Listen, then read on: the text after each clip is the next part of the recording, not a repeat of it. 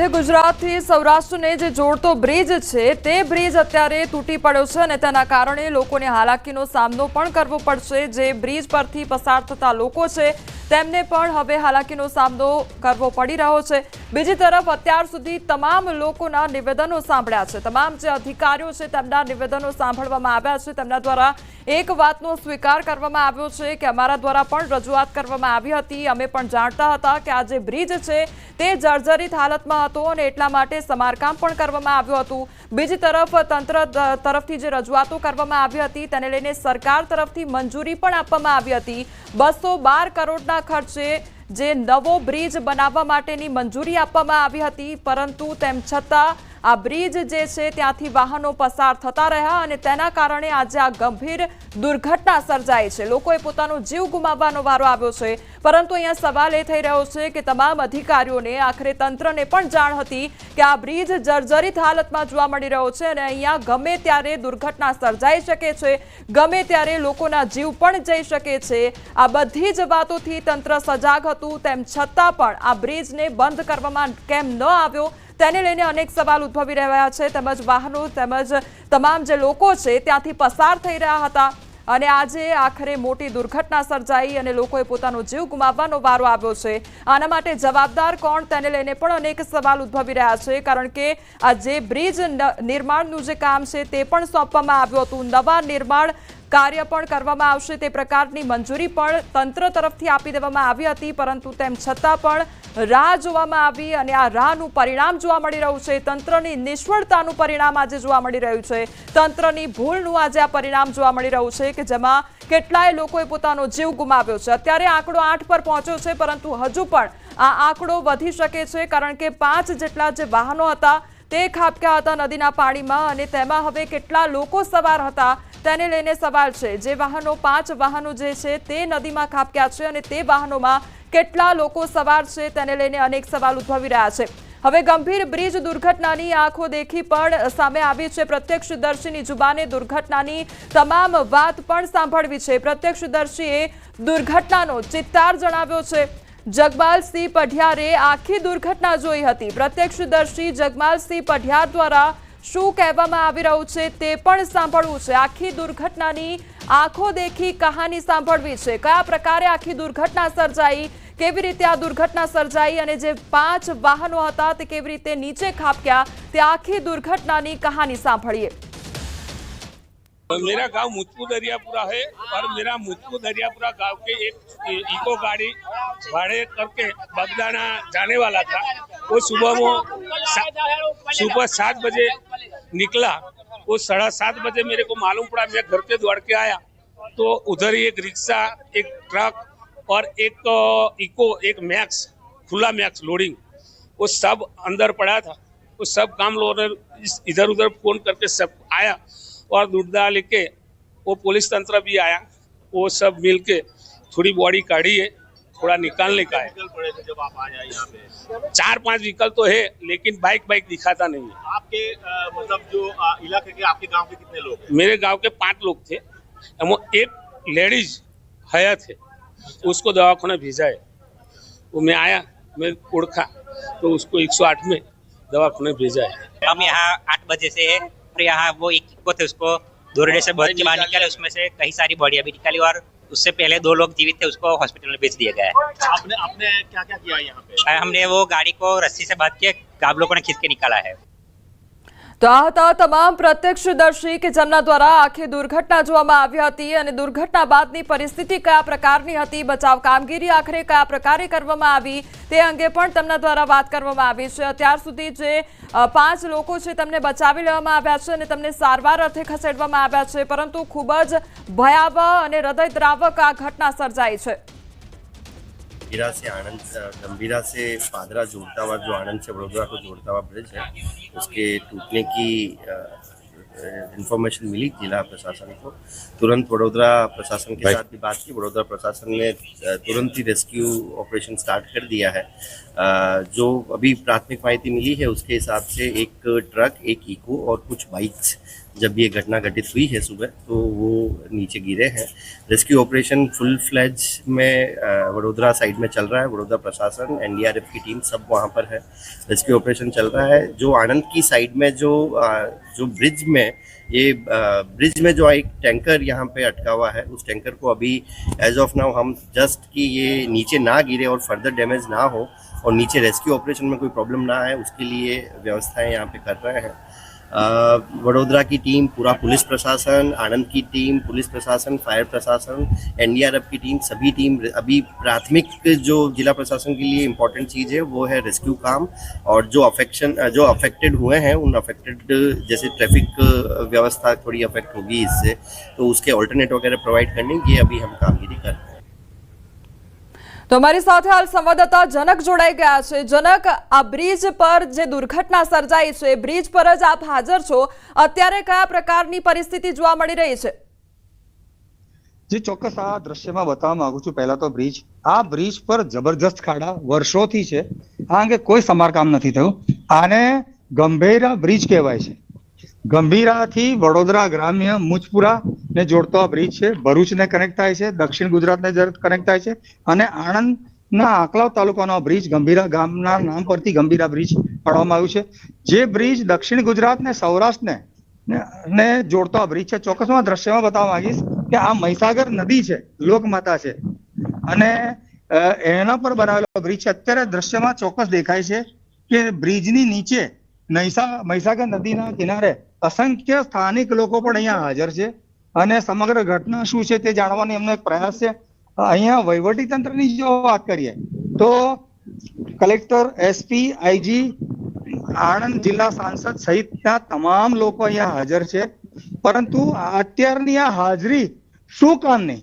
ખરેખર આ બ્રિજ પર છેલ્લા હજી પણ ખાડા દેખાય છે તમને દ્રશ્યમાં કે આ બ્રિજ ઉપરનું ખાડા રાજ તમે જુઓ, જબરજસ્ત ખાડા અને આ બ્રિજ પરનું કોઈ પણ સમારકામ વર્ષોથી અસંખ્ય લોકો પત્રકારિતાના માધ્યમથી અથવા તો અહીંનો જે સ્થાનિક વિરોધ પક્ષ હોય આંકલાઓનો એ લોકો એ પણ રજૂઆતો કરી છે, જાગૃત નાગરિકોએ પણ રજૂઆતો કરી છે, પરંતુ કોઈ નક્કર પગલા વહીવટી તંત્રનું ખાસ કરીને માર્ગ મકાન વિભાગ, આ જવાબદારી સ્ટેટ માર્ગ મકાન વિભાગની છે અને એના માર્ગદર્શન પ્રમાણે જિલ્લા માર્ગ મકાન વિભાગ કરતું હોય છે। એટલે ચોક્કસ કહી શકાય કે કોઈ નક્કર કામગીરી આ બ્રિજ ઉપર થઈ નથી અને તેના કારણે જ, કારણ કે આ 4 જિલ્લાને અને ખૂબ મહત્વની વાત છે કે દક્ષિણ ગુજરાતને સમગ્ર સૌરાષ્ટ્ર ગુજરાતનો બહુ મોટો વિસ્તાર છે, એને જોડતો આ બ્રિજ છે અને આ બ્રિજ ઉપર ટ્રાન્સપોર્ટેશન વધુ હતું એનું મુખ્ય કારણ એ છે કે વાસદ ટોલ ટેક્સ પર ટોલ બચાવવા માટે અહીંયાથી રોજના અસંખ્ય વાહનો, ખાનગી વાહનો, પબ્લિક ટ્રાન્સપોર્ટના વાહનો, ટ્રકો, પ્રાઇવેટ લક્ઝરી બસીસ, અસંખ્ય એમનું અહીંયા ટ્રાન્સપોર્ટેશન હોય છે। એટલે ચોક્કસ કહી શકાય કે ટ્રાન્સપોર્ટેશનના ભારણને કારણે, વાહનના ભારણને કારણે આ ઘટના બની છે। માર્ગ મકાન વિભાગ, આણંદ જિલ્લો હોય, એની એક નૈતિક જવાબદારી હતી કે દર વર્ષે જે બ્રિજની સ્ટેબિલિટી, જે વજન ખમવાની ક્ષમતા, એનું આખું એક એસેસમેન્ટ કરવું પડતું હોય છે અને એ કોઈ કારણે થયું નથી। કારણ કે જો સ્વાભાવિક રીતે થયું હોય તો રાજ્ય સરકારે એ પગલા લીધા જ હોય કે ભાઈ આ બ્રિજ ટ્રાન્સપોર્ટેશન માટે બંધ કરી દો। હમણાં જ વડોદરા પાદરા જે આ બ્રિજ ત્યાં કનેક્ટ થાય છે મુજપુરા, એટલે કેઝ્યુઅલિટી એટલે કે જે આ ઘટના છે એ 2 જિલ્લામાં વહેંચાઈ છે અને એનો ભોગ વડોદરા જિલ્લાના લોકો વધુ છે। ત્યાંના ધારાસભ્ય એ હમણાં એક વાત આપણે આપણી સાથે જ કરી હતી ન્યૂઝ 18 સાથે જ કે ભાઈ અમે નવું ટેન્ડરિંગ કર્યું છે, નવા બ્રિજની વાતચીત ચાલુ થઈ ગઈ છે, પરમિશન મળી ગઈ છે। અરે આ બધી પરમિશનો શું કામની?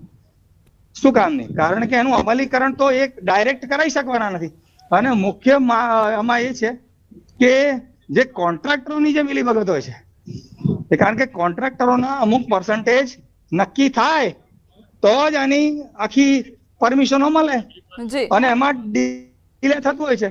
અને ખાસ તો એ લોકો એવું કહે છે કે ભાઈ ટેન્ડરિંગ પ્રક્રિયા એટલે બતાવવાની ટેન્ડરિંગ પ્રક્રિયા છે। ટેન્ડર તો હંમેશા એમના માનીતા માણસોને મળતા હોય છે, જી અને એમાં જનક, એક અહીંયા ચોક્કસ એમનો સવાલ એ પણ percentage થઈ રહ્યો લખ્યો છે. જી જનક, હું આપને પણ કહીશ કે આપ પણ પોતાનું ધ્યાન રાખશો, કારણ કે આ બ્રિજ હજુ પણ જર્જરિત હાલતમાં જ છે અને તંત્રની કામગીરી પર આપણે એટલો વિશ્વાસ ન કરી શકીએ, એટલે આપને પણ હું વિનંતી કરીશ કે આપ પણ આપનો ખ્યાલ રાખો. અને અત્યારે વિઝ્યુઅલ્સમાં પણ ઘણા ખરા લોકો ત્યાં આગળ હાજર જોવા મળી રહ્યા છે. એ લોકો કોણ છે? શું તંત્ર તરફથી અત્યારે કોઈ પણ પ્રકારનું બેરિકેડિંગ કે પછી રોક લગાવવામાં નથી આવી કે ત્યાં આગળ કોઈ ઊભું ન રહે અથવા તો હાજર ન થાય? આ આણંદ જિલ્લા પંચાયતના પ્રમુખ આપણી સાથે છે, આપણે એમની સાથે વાત કરીએ.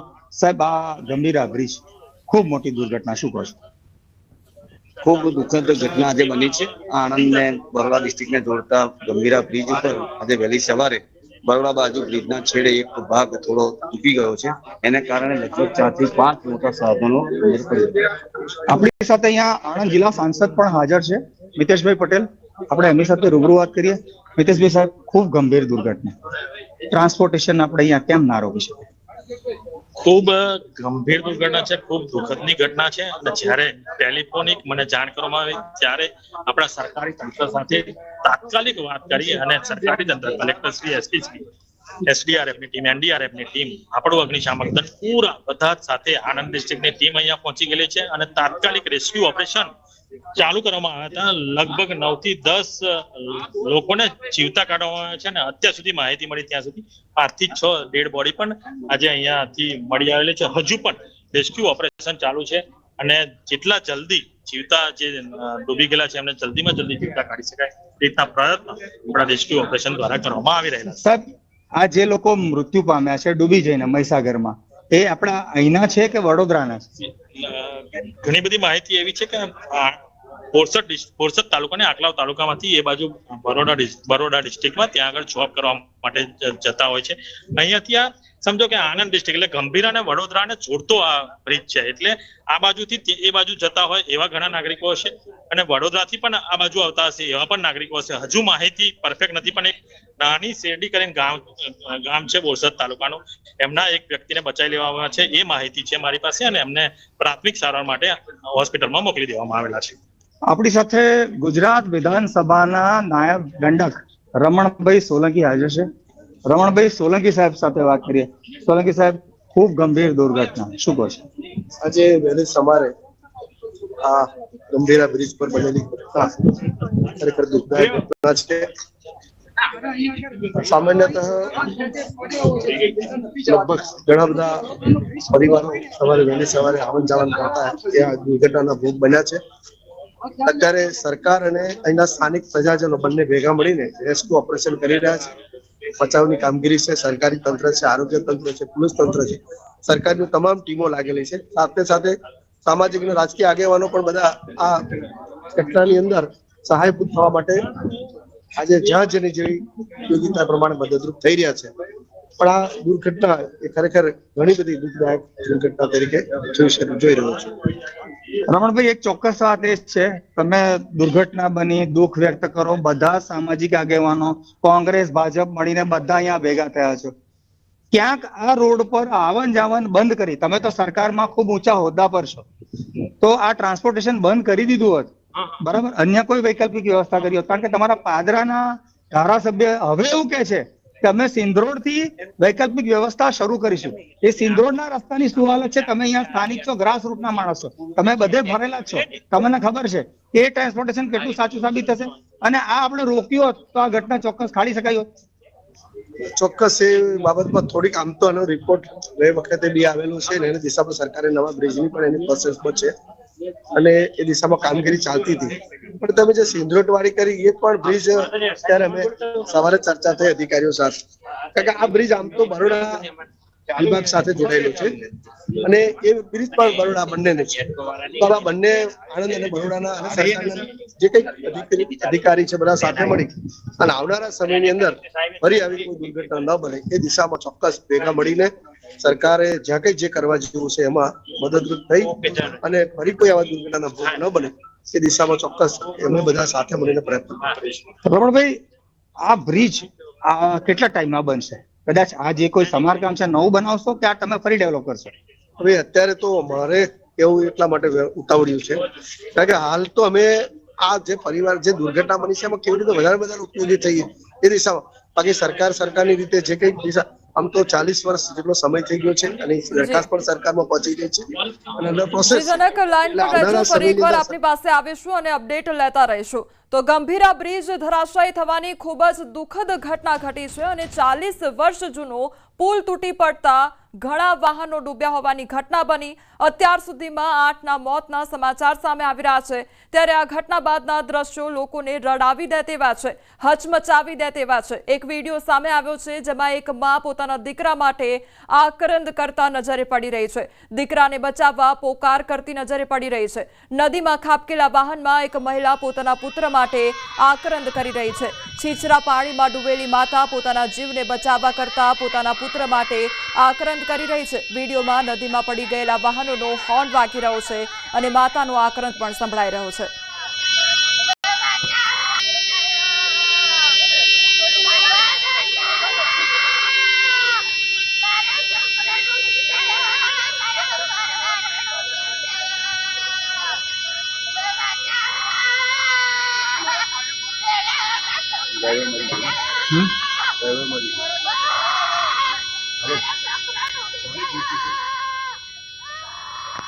માસી આવે છે, આવે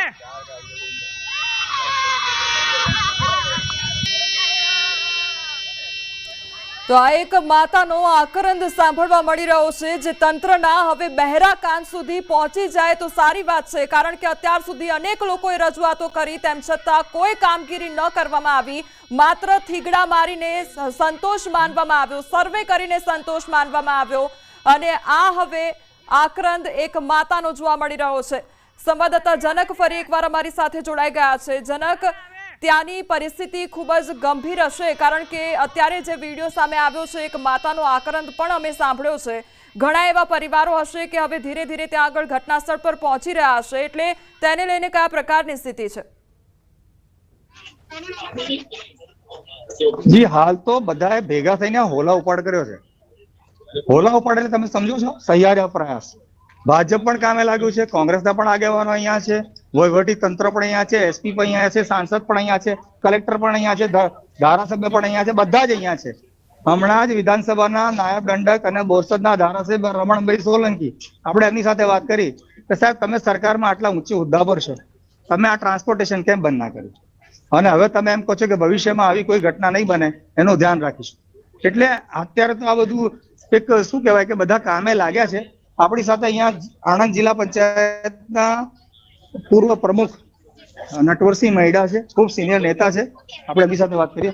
નટવરભાઈ, તમારા વિસ્તારમાં ખૂબ ગંભીર ઘટના શું? જે બનાવ બન્યો છે ખૂબ જ દુઃખદ છે. જે કોઈ આ બનાવમાં પોતાના સજ્જનો ગુમાવ્યા એવા તમામ કુટુંબને પહેલામાં પહેલા તો અમે એની સાથે છે. કોઈ લોકોએ જીવ મને શાંતિ મળે એવી પણ પ્રાર્થના કરીએ. બીજી ગંભીરતા વાળી વાત એ છે કે આ બ્રિજ 40 વર્ષ પહેલા બન્યો હતો ને આ 40 વર્ષ પહેલા બનેલા બ્રિજને દર 2 વર્ષે 1 વર્ષે 100% એની ગુણવત્તા અને એની એવી કેપેસિટી છે એની 100% એની ચકાસણી કરવી જોઈએ. આજ તારીખ સુધી કોઈ ચકાસણી થઈ નથી. સ્થાનિક લોકોએ, જિલ્લા પંચાયતના સભ્યોએ બધાએ રજૂઆત કરી કે આ બ્રિજની ક્ષમતા નથી, ખૂબ મોટા વાહનો જાય છે, કોક દિવસ મોટો અકસ્માત થશે. પણ અધિકારી મિત્રોએ, સરકારે બિલકુલ એની ગંભીરતા ના લીધી, એને કારણે આ બનાવ બન્યો છે. હું તો ઈચ્છું છું કે જે કોઈ અધિકારી હોય, જે કોઈ જવાબદાર હોય એને તાત્કાલિક સસ્પેન્ડ કરવા જોઈએ અને જે એવા બનાવ બીજા બને એના પણ તાત્કાલિક પગલા લેવા જોઈએ. અને જો તાત્કાલિક પગલા નહીં લે ને આવી લોકો રજૂઆત કરે, એ વાતને ગંભીરતા નહીં લે તો બીજા બનાવો પણ આવા બનશે. એટલે ખુશામત ખોર કર્યા ખબર વાસ્તવમાં શું લોકો શું રજૂઆત કરે, એ રજૂઆત જો સાચી હોય તો એને ગંભીરતાથી લીધી હોત તો આ ના બને. એટલે સરકાર એના માટે બિલકુલ જવાબદાર છે. હલો, અહીંયા તમામ જે નેતાઓ છે તેમની સાથે આપે વાતચીત કરી, એટલે તમામ નેતાઓ દ્વારા દુઃખ વ્યક્ત કરવામાં આવ્યું છે। ફરી એકવાર આપની પાસેથી અપડેટ લેતા રહીશું। અત્યારે જે પ્રકારની આ ઘટના બની છે તેને લઈને એક બાદ એક વિડીયો પણ સામે આવી રહ્યા છે। એક તરફ જોયું કે એક માતાનો આક્રંદ જોવા મળી રહ્યો છે। તમામ જે નેતાઓ છે તેમની સાથે પણ અમારા સંવાદદાતા સતત વાતચીત કરી રહ્યા છે, તો નેતાઓ તરફથી પણ દુઃખ વ્યક્ત કરવામાં આવી રહ્યું છે અને તાત્કાલિકપણે બચાવની કામગીરી થઈ રહી છે તે અંગે વાતચીત કરવામાં આવી રહી છે। પરંતુ અહીંયા સમજવાની બાબત એ છે કે તમામ લોકો દ્વારા અત્યારે એ તાત્કાલિક શબ્દ પર સૌથી વધુ ભાર મૂકવામાં આવી રહ્યો છે કે તાત્કાલિક અમારું તંત્ર ઘટના સ્થળ પર પહોંચી ગયું છે, તાત્કાલિક અમારા દ્વારા જે બચાવ કામગીરી છે તે કરવામાં આવી રહી છે, તાત્કાલિક અમારી ટીમ જે છે તે પણ પહોંચી ગઈ છે। એટલે આ જ તાત્કાલિક કામ જો પહેલા કરવામાં આવ્યું હોત તો અત્યારે આ જે ગંભીર દુર્ઘટના સર્જાઈ છે ન સર્જાઈ હોત।